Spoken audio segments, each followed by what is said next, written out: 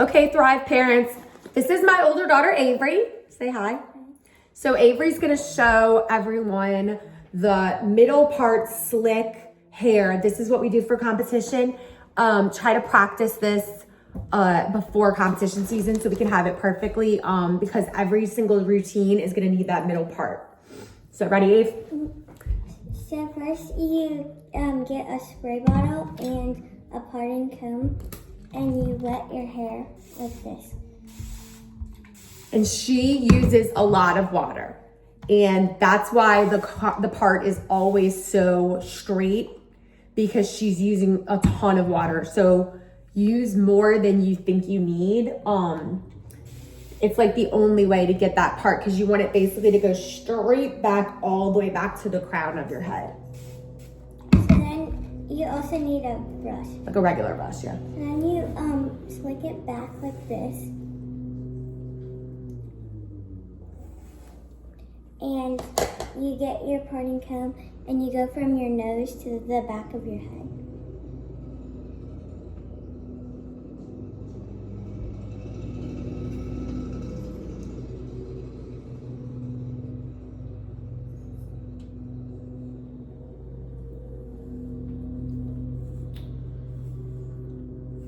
And then you brush your hair down with the comb part of the parting comb.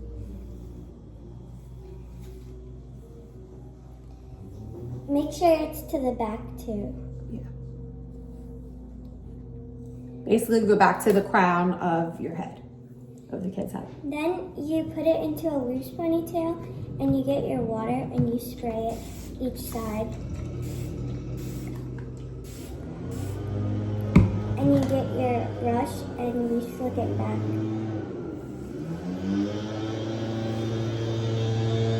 The people next to us chose right now to cut their grass. Then for the front flyaways, you grab your parting comb and you slick it back like that. And you add a little bit more water.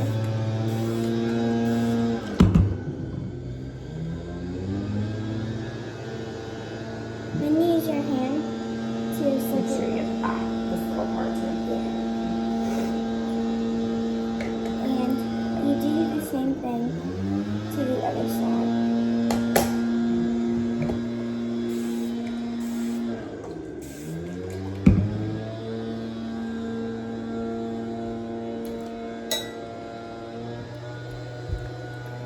And for the back, you just use the brush Yeah. to To make sure it's smooth and going towards the back of your head, but without losing the part. And just for people, obviously everyone has different textured hair. Avery is lucky that she has very straight hair. She wakes up with her hair straight like this, but if your kid has more texture, Maddie, you'll know Maddie has like wavy, thick hair. Sometimes it can help to use a flat iron to keep it a little bit more like tight. Or if you don't have time to do that, sometimes Maddie will sleep with a braid in her hair the night before just to keep it more like flat and less frizzy. You can also use like hair oil. I have like this like Olaplex hair oil that you can like run through the strands of the ponytail. At competition, a lot of times we have like a ponytail and then a bun and then a ponytail and then a bun. So we'll bring flat irons there. But if your kid's hair texture isn't as smooth as Avery's is and you think it might be a little more difficult, I would maybe try to straighten it before. Then you spray a lot of water to your hair, and then you make sure the back is very smooth. It looks good, yeah. You want me to here? Let me do a little bit on the back. And you can use that comb to brush your back of your hair. Whoops. All right, that's pretty smooth. Hold on, let me do one more thing. All right, that's good. She's doing her video. Here you go. And then you get your ponytails. You can use like these ponytails too, but these ones have grips on them, so they hold in tighter. Avery likes to use 2 of these. They're like the Gimme brand for medium hair, and it's superior grip. those don't stay. In Maddie's hair, her hair is super thick, and we use the old fashioned like goody elastic. So the reason I'm saying all this is because you kind of have to use some trial and error to figure out what's going to be best for your kid. Everyone's not going to do it different. I have 2 kids with 2 different hair textures, and we use 2 different things for each of them. So maybe just kind of play around with it, but these are good, especially for like medium hair. Avery's she doesn't have any issues with hers. Hers always looks pretty tight and pretty smooth. Okay. So usually you would wrap it around 3 times, and you just want to make sure it's really tight, and you can tighten it after like that. And you should probably use 2 to make sure it stays in. Especially if you're doing a pony. Like when we do a bun, you may not have to use 2 ponies because the bun will hold it too, but if you're just doing a low slick pony, which is what we have to do for a lot of the dances, then that I would definitely use 2. And then once that's done, you do more water. Yeah, you spray this time with a lot of water to make sure it's really smooth. Yeah, you want that like shiny glass look. That's kind of the look we're going for here. And she really gets that with water. I think a lot of people think, oh, I need to put 1,000,000 pounds of gel in, but to be honest, the more water you use, the flatter and better it's gonna look. And then you can use just spray or gel on the top to keep it in. If you want to use gel, usually you would only put it like on the flyaways of your hair or the back of your hair. Don't put it like all over, because then it's gonna get way too crunchy. And you can't brush it out. Okay, you ready for spray now? Yes. Okay, you want me to do it or you? You So we use Got To Be Glued spray. It's called Blasting Free Spray. It's the strongest spray that really I've come across. I mean, any hairspray will work, but this is really good. And basically the spray and the water kind of mix together and keep it flat, but without being super crunchy, because we do have hair changes. All right, and then I just spray all around both sides, making sure if you have little bumps in the back, you can kind of spray those down and pin them. This is ballet day, so for Avery, we don't need to worry about that right now because we're gonna do the bun. Okay? And right after you finish putting the water in hairspray, you can take your brush again, and if you have any flyaways, you can just brush it back, and usually it will stay with the Got To Be Glued hairspray. All right, so that's the pony. So now let's move on to the bun. For the bun, we're gonna use these U-pins, right? U-pins. And Avery's hair is long. Most kids that have even sort of long hair, you need to put it in a braid. If your hair is super thick, like Maddie's, sometimes you need to do 2 braids, but even hair like Avery's, which is pretty thin and looks pretty smooth, I still braid it. So take the ponytail and do a braid. It doesn't have to be anything perfect. You're just keeping the hair together. It doesn't have to be like a perfect braid.